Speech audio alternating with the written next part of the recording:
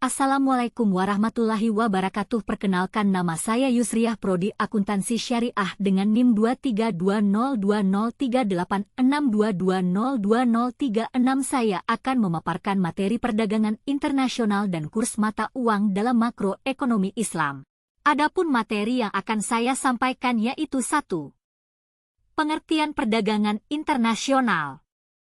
2. Aturan Islam dalam perdagangan internasional. 3. Manfaat perdagangan internasional.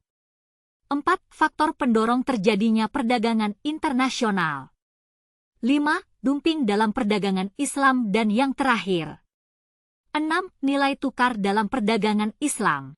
Untuk lebih jelasnya, langsung saja kita masuk di pembahasan. 1. Pengertian perdagangan internasional. Perdagangan internasional adalah kegiatan jual beli barang dan jasa yang melibatkan dua atau lebih negara.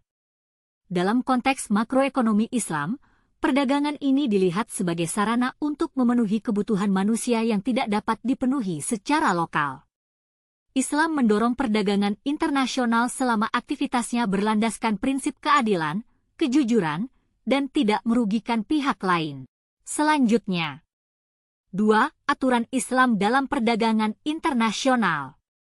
Dalam Islam, perdagangan internasional harus mematuhi aturan syariah, yaitu 1. Tidak ada riba.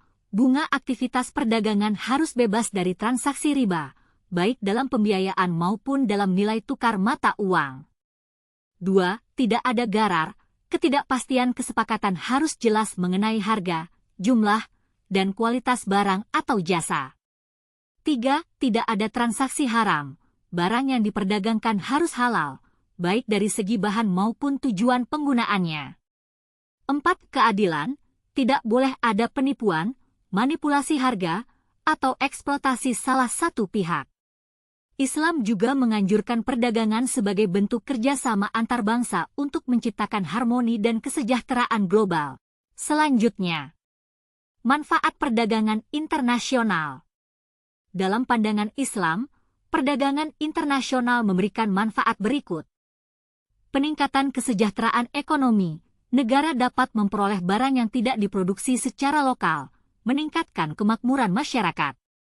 Diversifikasi produk, memperkenalkan berbagai produk dari negara lain yang dapat memenuhi kebutuhan konsumen.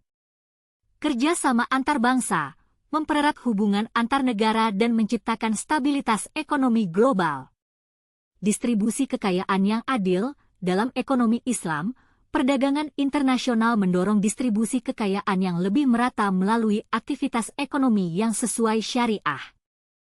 Selanjutnya, 4. Faktor pendorong terjadinya perdagangan internasional.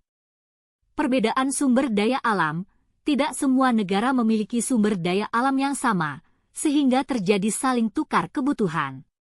Spesialisasi produksi. Setiap negara memiliki keunggulan dalam memproduksi barang tertentu, seperti teknologi tinggi di Jepang atau minyak di Timur Tengah.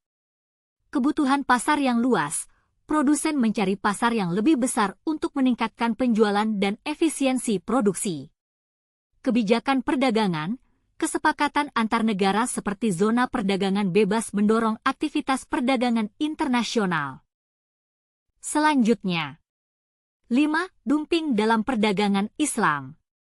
Dumping adalah praktik menjual barang di pasar luar negeri dengan harga lebih rendah dari harga di pasar domestik. Dalam Islam, dumping dianggap tidak etis jika tujuannya adalah untuk menghancurkan kompetitor atau merugikan pasar negara lain. Islam menganjurkan perdagangan yang adil dan saling menguntungkan. Dumping dapat dihindari melalui penegakan aturan keadilan, tidak merugikan pihak lain untuk keuntungan sendiri. Transparansi dalam harga. Harga yang ditawarkan harus mencerminkan nilai sebenarnya dari barang yang dijual. Dan yang terakhir, nilai tukar dalam perdagangan Islam. Nilai tukar, kurs mata uang, adalah harga satu mata uang dibandingkan dengan mata uang lain. Dalam Islam, transaksi nilai tukar harus mengikuti prinsip-prinsip berikut. Tidak ada riba. Pertukaran mata uang harus dilakukan secara tunai, spot transaction, untuk menghindari unsur riba. Kejujuran dalam nilai tukar harus mencerminkan kondisi pasar yang wajar tanpa manipulasi. Stabilitas ekonomi, Islam mendorong stabilitas nilai tukar untuk mendukung kelancaran perdagangan internasional dan mengurangi ketidakpastian ekonomi. Dalam praktiknya, nilai tukar yang adil dan stabil membantu negara-negara Islam dalam menjaga keseimbangan ekonomi dan memperkuat kerjasama perdagangan.